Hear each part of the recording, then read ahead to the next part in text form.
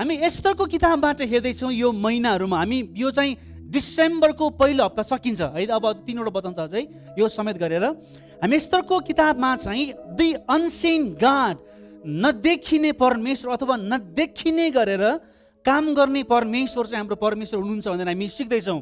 आज चाहिँ हामी 3वटा अध्यायलाई हेर्नेछौँ, अध्याय 2, 3 र हामी 4बाट हेर्नेछौँ। Will be looking at chapter 2, 3 and 4 today है त। मेरो बाइबलमा चाहिँ पेज नम्बर 706 छ, तपाईँले पल्टाउन सक्नुहुन्छ। यसमा हामी बिस्तारै बिस्तारै जानेछौँ। म सबै पढ्ने छुइनँ है त, एकदम मलाई सुन्नु होला। आज म सबै पढ्ने छुइनँ, तर कथाको मूल कुराहरू म ल्याउने छु।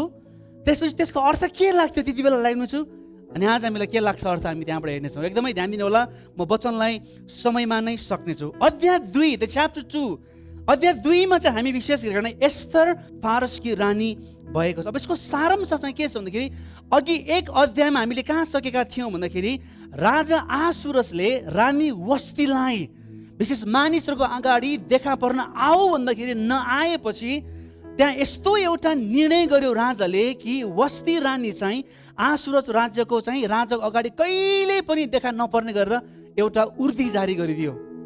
राजा र रानी भेट भएको छैन है। राजा एकदम कठोर भएकोले गर्दाखेरि रानी वस्तीलाई आफ्नो उपस्थितिमा ल्याउनबाट वञ्चित गरिदिएको छ। अब यो एस्तर 1 अध्याय र 2 अध्यायको बिचमा ठुलो घटना भएको छ इतिहासमा। ग्रिकहरूसँग लड्न गएको छ राजा आहासुरस। दुःखलाग्दो कुरो, राजा आहासुरसले लडाइँ हारेको छ। अस्ति मैले भनेको थिएँ खास धनधनै 4 वर्षपछि हेर्नुहोस् है, रानी वस्तीसँग बिछोड भएको 4 वर्षपछि लडाइँ हारेको छ। त्यत्रो शक्तिशाली राजा आहासुरस के गर्छु भनेको, त्यत्रो झन् भोज 6 महिनासम्म भोज दिएको लड्न जाऊ भनेर। 6 महिना भोज दिएर चाहिँ तिमीहरू मेरो भन्ने कुरा मान, म तिमीले जे पनि गर्न तयार छु भने त्यस्तो 6 महिना 180 दिन भोज दिएर जस्तो पठाएको लड्नको लागि लडाइँ हार्यो।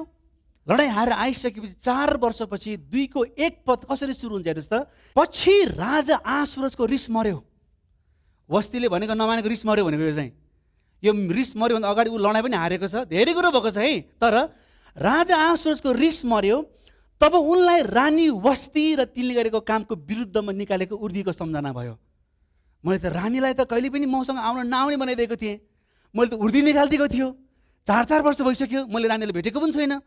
र उसले गरेको विरुद्धमा, रानीको विरुद्धमा गरेको उर्दी उसलाई याद भयो।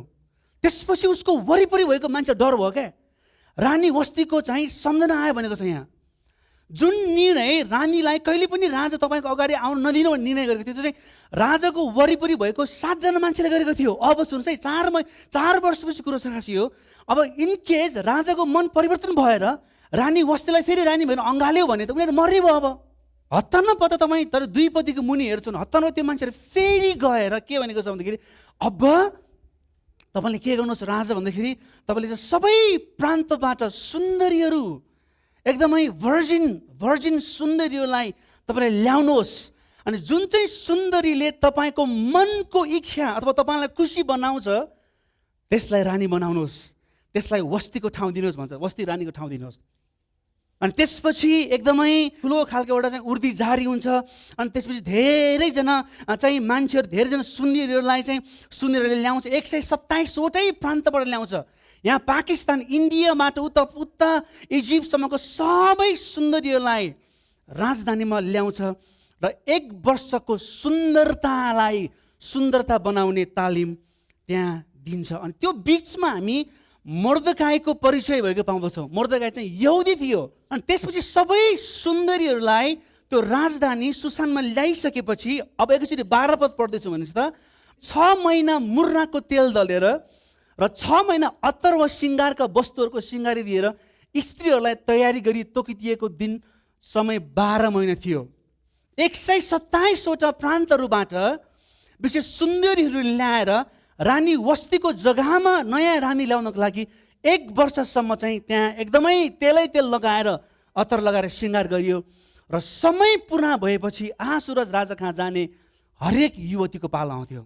समय आएपछि बेलुका जान्थ्यो बिहान है, जस्तै राजा यहाँ भने चाहिँ राजाको कोठामा जान्थ्यो अरे चाहिँ हरेक सुन्दरी पालो बेलुका जाने, बिहान अर्को ढोकाबाट निस्किने। राजाले त्यो केटी मन पराएन भने जिन्दगीभर 12 जना पाउँथेन। ऊ जिन्दगीभर 12 जना पनि पाउँथेन र जिन्दगीभर राजाकोमा बस्न पनि पाउँथेन। एउटा ठुलो महल राखेको हुन्थ्यो, त्यो महलमा नै बस्नु पर्थ्यो। उसको जिन्दगी त्यहाँ बित्यो। अनि इतिहासकारले के भनेको छ भन्दाखेरि त्यति बेलाको सुन्दरीहरूको सबैभन्दा ठुलो पछुतो भनेको चाहिँ हामी किन सुन्दरी भएको भन्ने थियो खास के।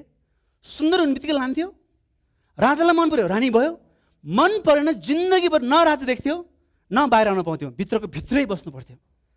सो सबैजना सुन्दरीको पालो पालोसँग चाहिँ अब त्यो आश्वज राजाको रानी हुनको लागि बेलुका जान्थ्यो, बिहान आउँथ्यो। अलिकति मैले भन्नैपर्छ यहाँ, त्यो प्रतियोगिता चाहिँ के को थियो भन्दाखेरि कुन चाहिँ स्त्रीले राजालाई यौन सुख दिन्छ उसलाई रानी बनाउँदै थियो खास। यो चाहिँ रौला विश्वास नगर्ने राजाको विषयमा हामी हेर्दैछौँ। अब हामी 15 देखि 17 पढौँ त। अब यो चाहिँ हरेकजनाको पालो पालोसँग जाने पालो आउँथ्यो।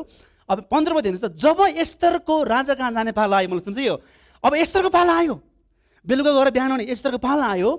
तिनलाई देख्ने सबैलाई एस्तरले मोहित गराइन्। आसुरस राज्यकालको 7औं वर्षको 10औं महिना अर्थात् तेबेत महिनामा तिनी राजमहलमा राजा आसुरससँग लगिन्। राजालाई अरू सबै स्त्रीहरू भन्दा एस्तर नै मन पर्यो। अनि राजाले अरू कन्या केटीहरू भन्दा तिनलाई निगाह र स्वीकृति देखाए। उनले तिनको शिरमा राजकीय शिरपेच लगाइदिए र वस्तीको सट्टामा तिनलाई आफ्नी रानी तुल्याए। आमेन। रानी एस्तरलाई मन परेपछि राजाले रानी एस्तरलाई वस्तीको ठाउँमा रानी बनायो। यसको मतलब के, राजालाई सुख दिने चाहिँ एस्तर भयो अनि राजाले चाहिँ एस्तरलाई रानी बनायो। अलिकति गहिरिएर हेरौँ त यहाँ खास, अलिकति गहिरियौँ है त। मर्दकाई भन्ने चाहिँ यहुदी हो, बेन्जामिन कुलको भनेको छ। मर्दकाईलाई चाहिँ विशेष नबुकदनेजर राजाले चाहिँ बेबिलोनमा लगेको थियो। मर्दकाईलाई त्यहाँ परिचय गर्न आउँदाखेरि चाहिँ पक्का यहुदी थियो भन्ने कुरा हिसाबले त्यहाँ परिचय गराएको छ। अनि एस्तर पनि मर्दकाईको काकाको छोरी थियो। एस्तर चाहिँ एकदम अनाथ, बुवामा नभएको, त आफ्नो दाइले पालेको भनौँ न, काकाको छोरीलाई पालेको।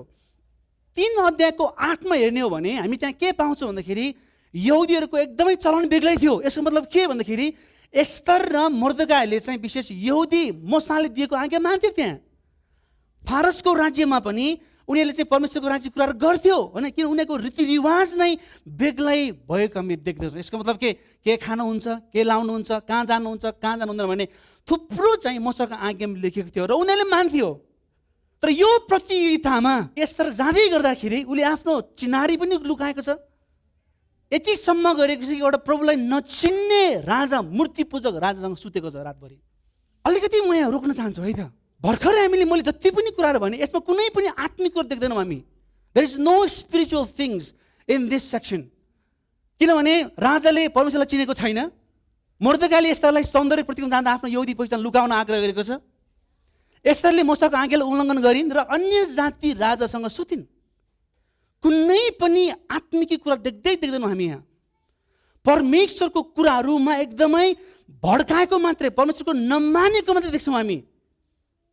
यसबाट के सिक्नु त हामीले? अब आज हामी ड्रिम चर्च एस्तर किताब हेर्दै गर्दाखेरि हामी के सिक्नु त?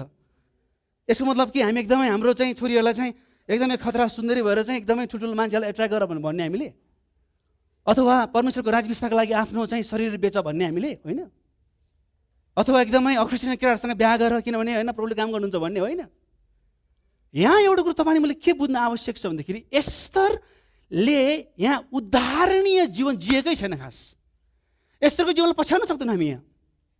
C fail to live an example life here.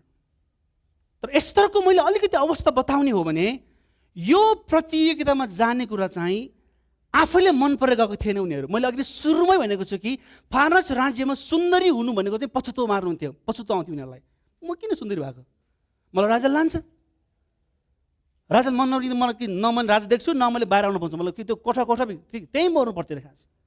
यो चाहिँ एस्तरको चोइसमा कति पनि थिएन, एस्तरको छनौटमा कति पनि थिएन। यो चाहिँ एउटा किडन्याप चाहिँ थिएन रे, तर धनधनै किडन्याप छ त्यो खास के। देख्ने बित्तिकै लाने, किडन्याप गरेर लाग्छ। उनीहरूको हातमा केही थिएन, लगेपछि लग्यो। एस्तरले एकदमै आफ्नो choice, she had no choice. त्यो भित्र जे कुरा हामीले भर्खरै हेर्यो नि, कुनै पनि आत्मिक देख्छन् जुन त्यो भित्र जाँदै गर्दाखेरि कुनै पनि कुराहरू उसको बसमा थिएन। र मलाई तपाईँले अस्तिको हप्ता मैले के भनेको थिएँ भन्दाखेरि यो एस्तर किताबमा परमेश्वरको नाम देख्दैनौँ हामी कहिले पनि।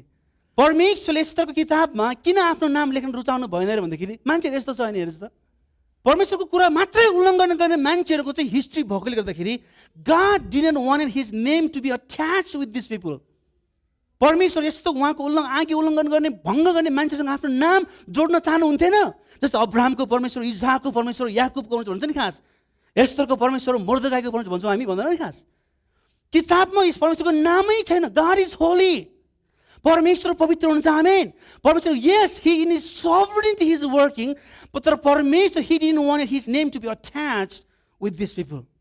अनि यस्तोको किताबमा उहाँको नाम किन नभएको भन्दाखेरि त्यो भित्र भएको घटनाहरू परमेश्वरको विरुद्धमा, परमेश्वरको पवित्रताको विरुद्धमा हुँदै थियो। सो उहाँले आफ्नो नाम त्यहाँ लुकाउनु भयो। काम त गर्नुभयो, उहाँले आफ्नो नाम लुकाउनु भयो। त्यसलाई मण्डली परिवारलाई म के भन्दैछु भन्दाखेरि चाहिँ तपाईँ र हामीले आज पाठ के सिकिँदै खास। So what do we learn?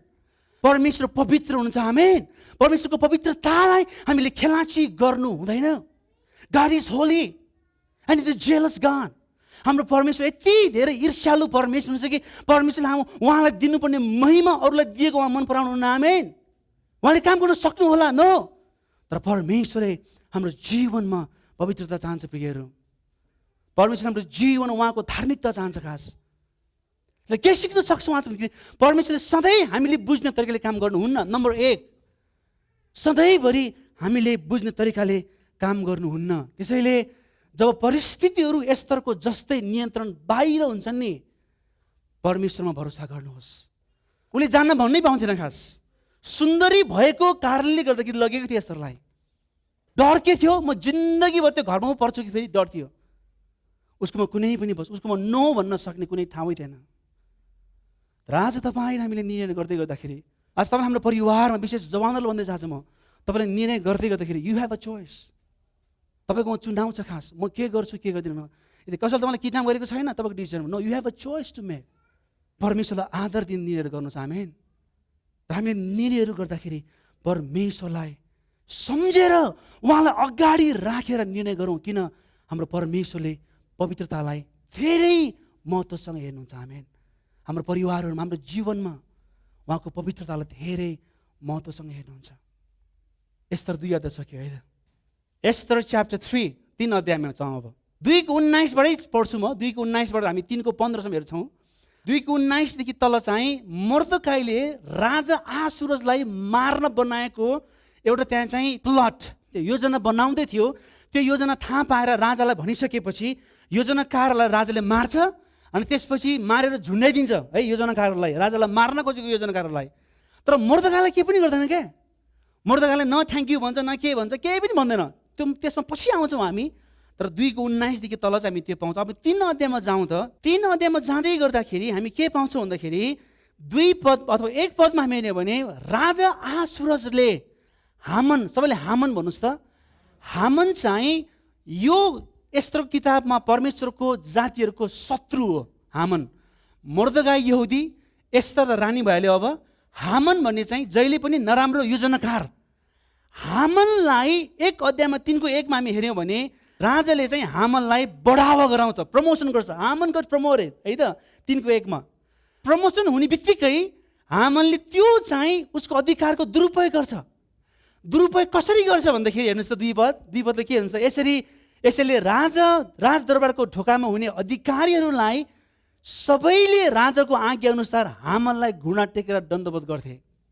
तर मोर्देखाईले चाहिँ तिनलाई यसरी घुँडा टेकेर दण्डवत गर्दैन थिए।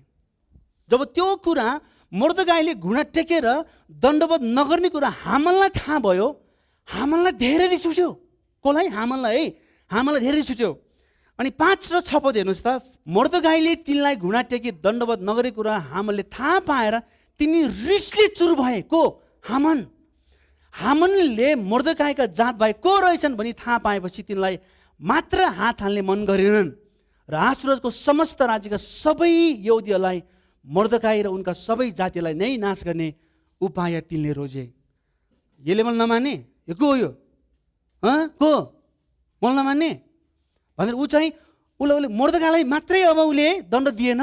यो को रहेछ, यसको जाति को रहेछ भनेर खोजेर सबैले भन्नुहोस् त, सबै जातिलाई मार्ने निर्णय कसले गर्यो?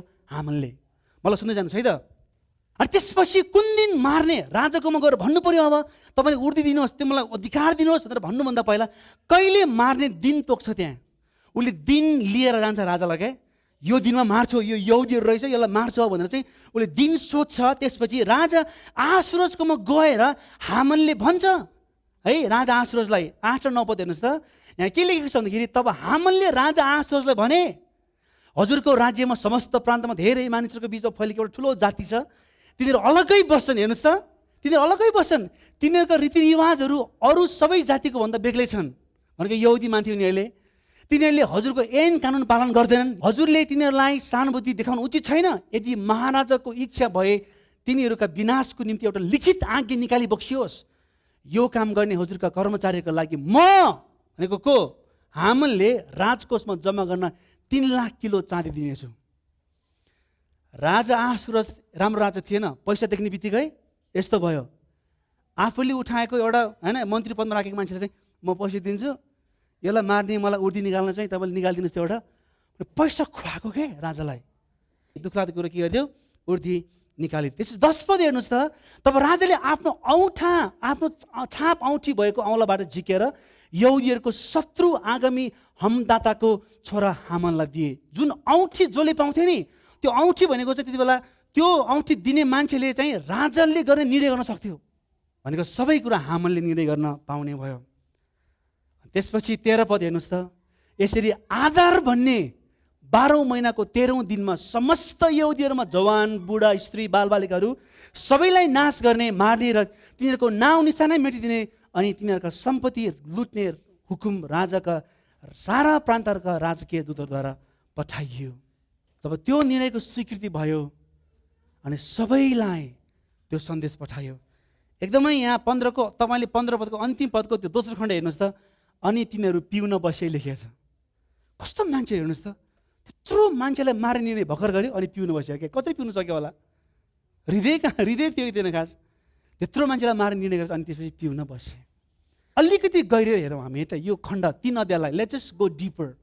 यो निर्णय हुँदै गर्दाखेरि एस्तर रानी भएको 5 वर्ष भइसकेको थियो है। हामनले यो निर्णय गर्दाखेरि एस्तर राजमहलमा गएको 5 वर्ष भइसकेको थियो। हामनलाई एउटा एकदमै उच्च ओहदामा राखेको छ। मलाई थाहा छ कारण बताएको छैन। बचाउने चाहिँ मर्दकाई राजालाई, तर प्रमोसन चाहिँ हामनले पाएको छ के। अनि त्यसपछि अलिकति डिपरमा हेर्दै गर्दाखेरि हामनलाई सबैले घुँडा टेक्नु पर्थ्यो, एकदमै सबैले जय जयकार गर्नु पर्थ्यो। अनि त्यसपछि जब मर्दकाईले चाहिँ त्यो नढोकेको थाहा भयो हामनलाई, धेरै रिस उठेको छ। अब कारण चाहिँ के हुन सक्छ भन्दाखेरि मर्दकाई चाहिँ अमेरिकी थियो।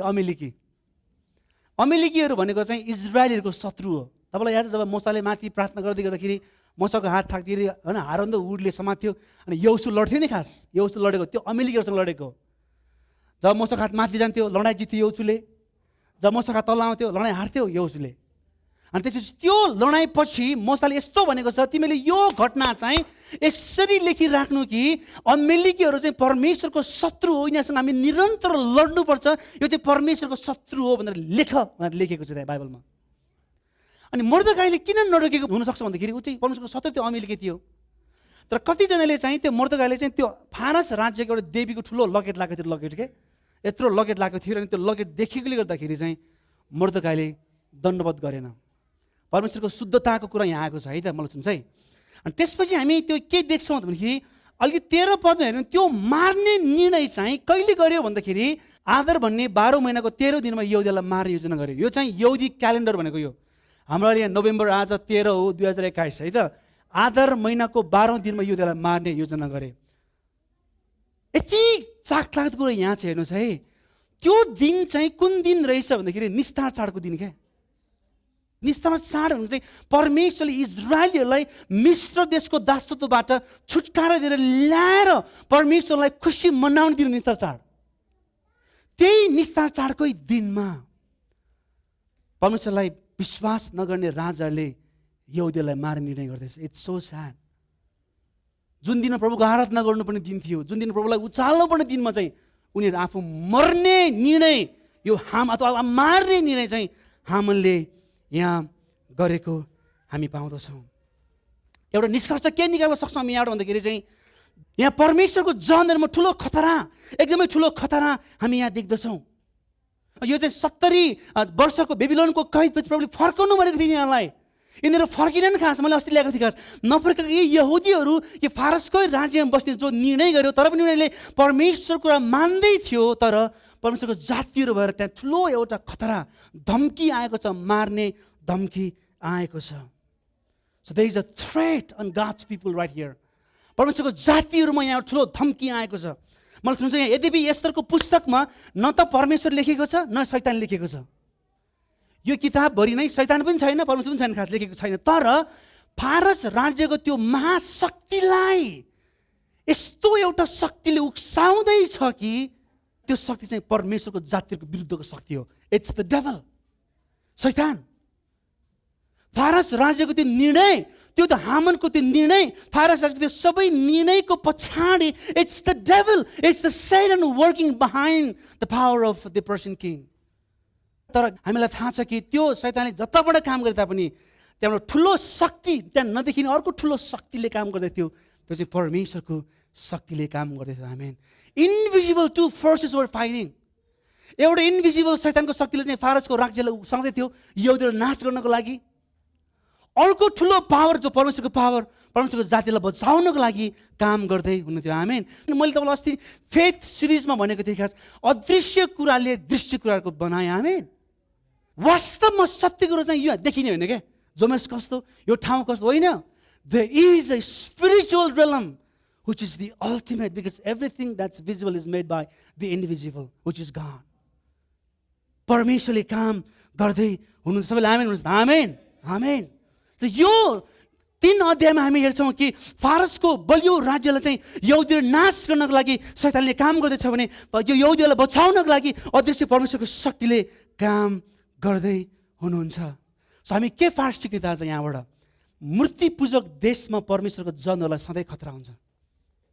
परमेश्वरलाई नचिन्ने मान्छेहरूको देशमा परमेश्वरलाई चिन्ने मान्छेलाई जहिले पनि खतरा हुन्छ प्रियहरू, किन उनीहरूको निर्णयहरू शैतानबाट सञ्चालित हुन्छ। खास हामी यस्तो देशमा छौँ जुन देशमा परमेश्वरलाई चिन्ने शासकहरू छैन खास। अनि परमेश्वरलाई नचिन्ने शासकको देशमा जहिले पनि परमेश्वरको जनहरूलाई खतरा नै हुन्छ। सुसमाचार हाम्रो लागि आज खुसीको कुरा चाहिँ उहाँका जनहरूलाई कुनै पनि खतराबाट जोगाउनको लागि ठुलो शक्ति अथवा परमेश्वरले सधैँ काम गर्दै हुनुहुन्छ। आमेन। हामीलाई मूर्ति पूजकहरूको देशमा हामी बसे तापनि हाम्रो सुरक्षाको लागि, हामीलाई पालन पोषण गर्नको लागि, हामीलाई एकदमै सम्हाल्नको लागि ठुलो शक्ति जो परमेश्वरले हामीलाई सुरक्षा दिनुभएको छ। आमेन। हाम्रो देशको शासकहरूले अनि एकदमै परमेश्वरको जनहरूको विरुद्धमा निर्णय गरे तापनि परमेश्वरले हामीलाई बचाउँदै हुनुहुन्छ। पहिलो योहन्ना 4:4 के भन्छ हेर्नुहोस् त यहाँ, मेरा साना बालकहरू तिमीहरू चाहिँ परमेश्वरका हौ है, र तिनीहरूमाथि विजयी भएका छौ भनेको संसारको शासकहरूमा विजयी भएका छौ, किनभने जो तिमीहरूमा हुनुहुन्छ उहाँ संसारमा हुनुहुने भन्दा महान हुनुहुन्छ। आमेन। जो तपाईँ अनि हामी भित्र बास गर्नुभएको छ नि, त्यो चाहिँ संसारमा हुनुहुने भन्दा महान हुनुहुन्छ। The God that's within us is powerful God. उत्साहित हुनुहुन्छ ड्रिम चर्च परिवार। तपाईँ नै हामी यस्तो प्रभुलाई बोकेर हिँडेका छौँ कि संसारलाई जितेको परमेश्वर, मृत्युलाई पनि जितेको प्रभुलाई हामीले बोकेर हिँडेका छौँ।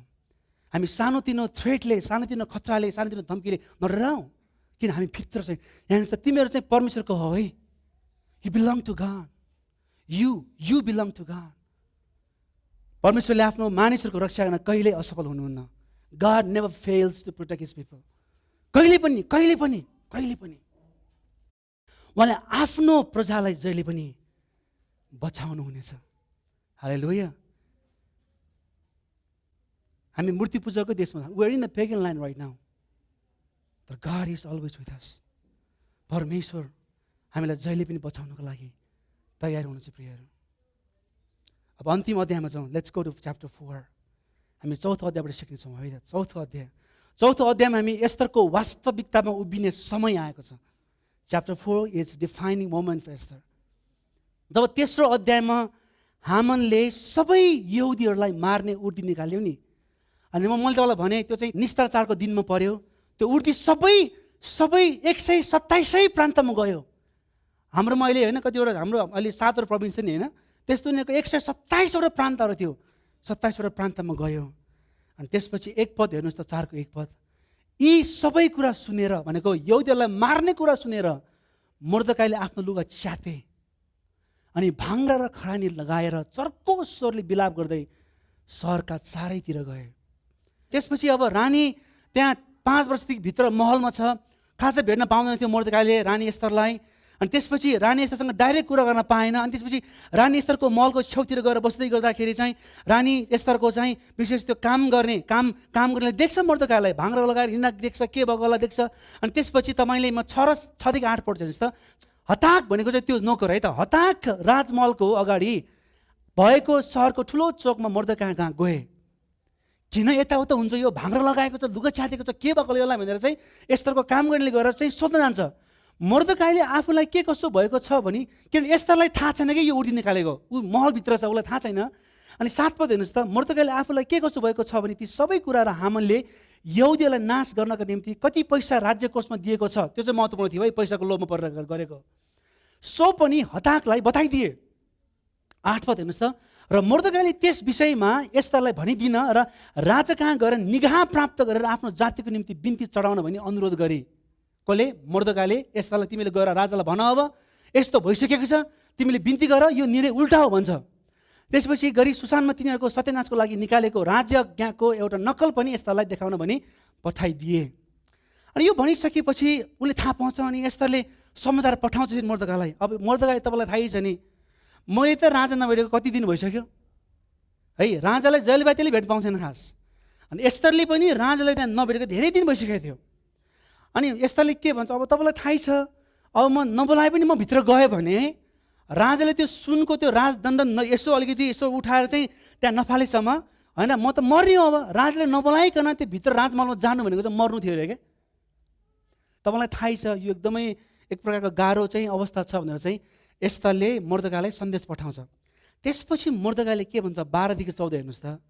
तर जब एस्तरले भनेको कुरा मोर्देकाईलाई सुनाइयो, त्यो कति गाह्रो छ भनेको सुनाइयो, तब उनले भनेको मोर्देकाईले एस्तर कहाँ यही जवाब पनि पठाए, यो नसोच कि तिमी राजमहलमा भएकीले सबै यहुदीहरूमध्ये तिमी मात्र बाँच्नेछौ। यस्तो बेलामा तिमी चुप लागि बस्यो भने यहुदीहरूका निम्ति सहायता र छुटकारा अरूद्वारै आउनेछ, तर तिमी र तिम्रो पिताको घराना चाहिँ नष्ट हुनेछन्। सायद यस्तै समयको निम्ति नै तिमी त्यो राजपदमा पुगेकी हौ कि। Who knows, maybe you were made queen for just such a time as this. मोर्देकाईले भनिसकेपछि त्यसपछि 15 र 16 पद हेर्नुहोस् त।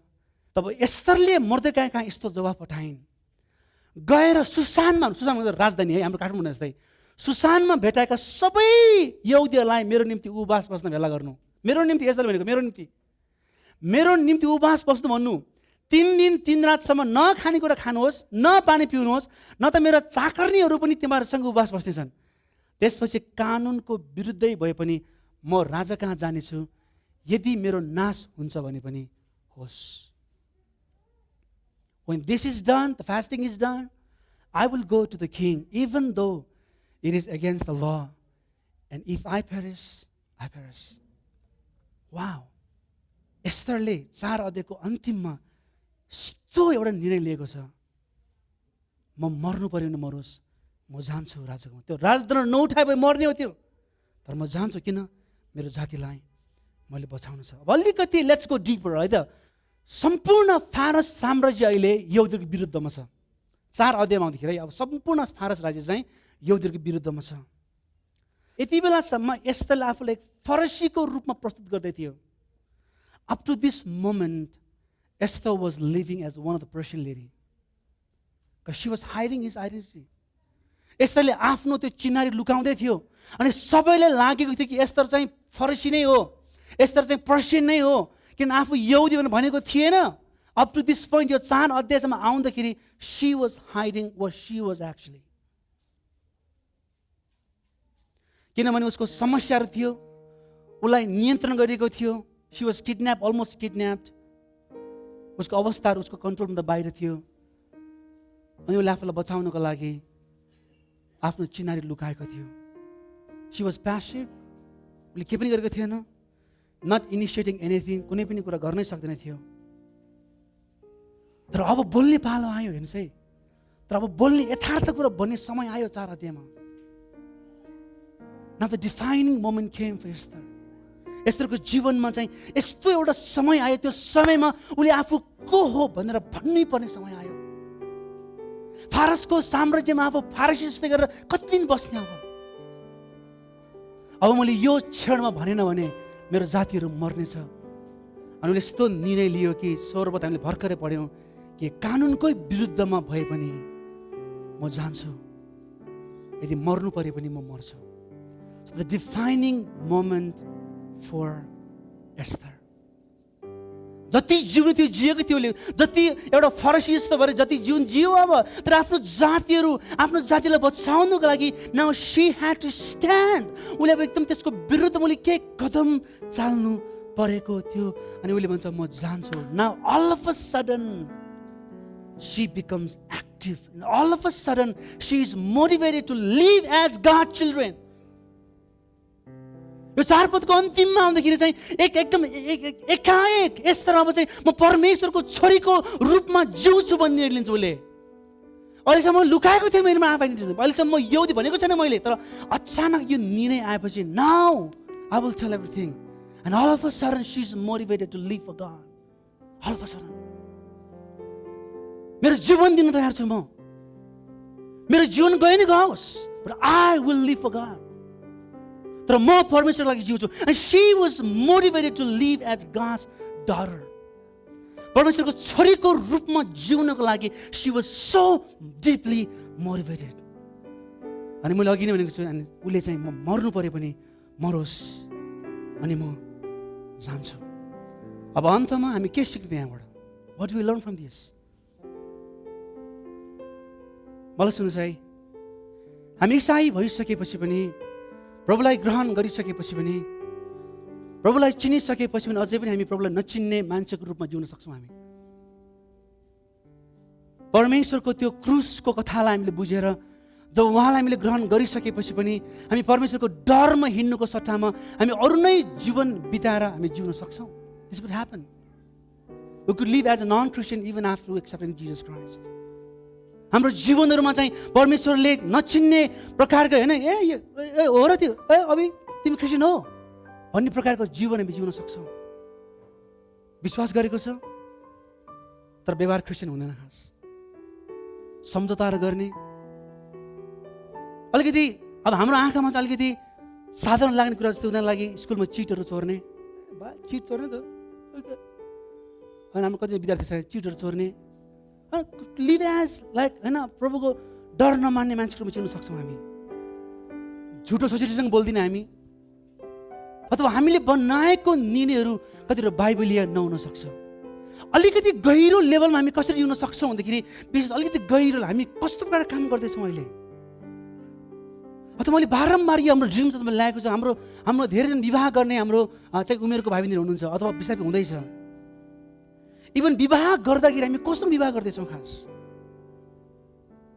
किन म तपाईँलाई के भन्न चाहन्छु भन्दाखेरि चाहिँ जब तपाईँ कम्तीमा तपाईँले जतिको परमेश्वरलाई प्रेम नगर्ने व्यक्तिसँग विवाह गर्नुहुन्छ नि, अथवा जब तपाईँ परमेश्वरलाई प्रेम नगर्ने व्यक्तिसँग विवाह गर्नुहुन्छ, तपाईँका बच्चाहरूले यस्तो भाषा बोल्नेछन् जसले अन्ततः तपाईँलाई दुःख दिनेछ र एक दिन उनीहरूको सोचाइले तपाईँको मन टुट्नेछ.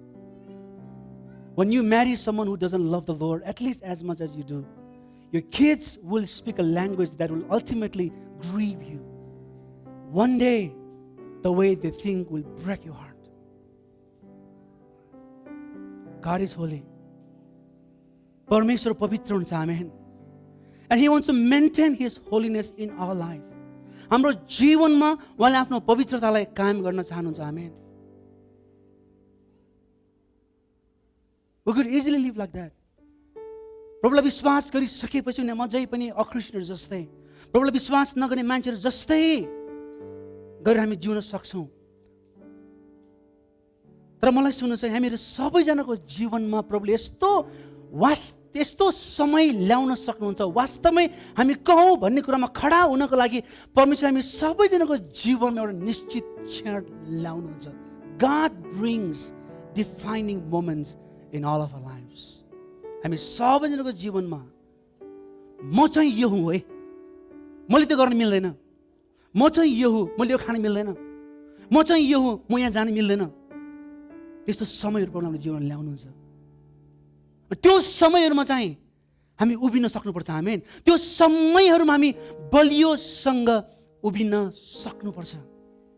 आज यो वचन सक्दै गर्दाखेरि मलाई तपाईँ कहाँ हुनुहुन्छ थाहा छैन। I don't know where you are right now. तपाईँको जीवनको अवस्था कस्तो छ मलाई थाहा छैन। सायद एस्तरको जस्तै विभिन्न प्रेसरमा, एस्तरको जस्तै विभिन्न आफ्नो पहुँचभन्दा बाहिरको समस्याले गर्दाखेरि तपाईँले एकपछि अर्को गलत निर्णय गर्दै गर्दै गर्दै गर्दै गर्दै जानुभयो र त्यसको कारणले गर्दा तपाईँको जीवनमा, परिवारमा र अरूहरूको जीवनमा गाह्रो समयहरू आइराखेको हुनसक्छ। अथवा एस्तरले जस्तै परमेश्वरको लागि जिउनुको सट्टामा चाहिँ फारस राज्यमा गएर फरिसी जस्तै गरेर चाहिँ आफ्नो चाहिँ त्यो रियलको एकदमै लुकाएर एकदमै त्यहाँबाट जे पनि गरिदिने है। अब फारसीहरूले जे सबै गरिदिने, एस्तर जस्तै आफ्नो आइडेन्टिटी लुकाएर जिउँदै गरेको पनि हुनसक्छ। कहिले पनि म चाहिँ क्रिस्चियन हुँ है भनेर भन्न नसक्ने क्या। तपाईँको काम गर्ने ठाउँमा हुन्छ, तपाईँको साथीहरूलाई म चाहिँ क्रिस्चियन हुँ भनेर भन्न नसक्ने कहिले पनि। भन्यो भने के हुन्छ होला? एस्तर जस्तै के 3 अध्यायसम्म त एस्तरले त्यही गरेन खास। 4 अध्यायको पनि अन्तिममा गएर उसले के भने म मरै मर्छु, म भन्छु अब चाहिँ भनेको छ। तपाईँलाई थाहा छैन तपाईँको अवस्थाहरू अहिले कुन ठाउँमा छ। तर म आज ड्रिम चर्चलाई म तपाईँलाई के भन्न चाहन्छु भन्दाखेरि तपाईँ अहिले जुन अवस्थामा आउनुभएको छ नि, एस्तरको लागि चाहिँ यहुदीहरू मर्नुपर्ने अवस्था आउनु पर्यो त्यो निर्णय लिनको लागि। तर तपाईँको जीवनमा सायद कुनै खाँचोहरू होला, कुनै परिवारमा गाह्रोहरू होला, एकदमै गाह्रो अवस्था लाग्छ भने सायद मलाई सुन्छ यो, सायद परमेश्वरले त्यो कुरा ल्याउनु भएको छ तपाईँको जीवन, अथवा अलाउ गर्नुभएको छ ताकि त्यो दिनमा चाहिँ म जिउँछु, अब मैले पुग्यो, यसरी जिउनु पुग्यो, म अब प्रभुको लागि जिउँछु भन्ने निर्णय लिनको लागि प्रभुले त्यो दिनहरू ल्याएको हुनसक्छ। You need to be motivated like Esther to live as a God child. एस्तरले जस्तै अचानक एकाएक 4 पदको 4 अध्यायको अन्तिमतिर एकाएक उसले म प्रभुको लागि जिउँछु भन्ने निर्णय गरेको जस्तै आज तपाईँ र मेरो समस्यामा जुरुक्क उठेर I want to live for God, मेरो जीवन किन नजाओस्, I will go, I will do this even though it's against the law, I will do it, त्यो भन्ने आँट आज तपाईँ अनि हामीलाई चाहिएको छ। आमेन। त्यसैले एस्तरले जस्तै उपवास बस्नुहोस्, रुनुहोस्, शोक गर्नुहोस्, तर परम प्रभु आफ्नो परमेश्वरतिर फर्कनुहोस्। So fast, weep and mourn, but return to the Lord. It's over. The life in pursuit is hard. It's hiding your identity. Come on. कति जिउने त्यो जीवन? म क्रिस्चियन हुँ, म येशूलाई विश्वास गर्ने मान्छे हुँ, म येशूको छोरा हुँ, म येशूको छोरी हुँ भनेर भन्नुपर्ने दिनहरू आयो प्रियहरू। तपाईँ त्यो परिवारमा हो कि, तपाईँ त्यो घरमा हो कि, तपाईँ त्यो काम गर्ने ठाउँमा हो कि, भन्नुहोस्। Be motivated to live as God's child. परमेश्वरको छोरा र छोरीको रूपमा जिउने त्यो निर्णय लिनुहोस्।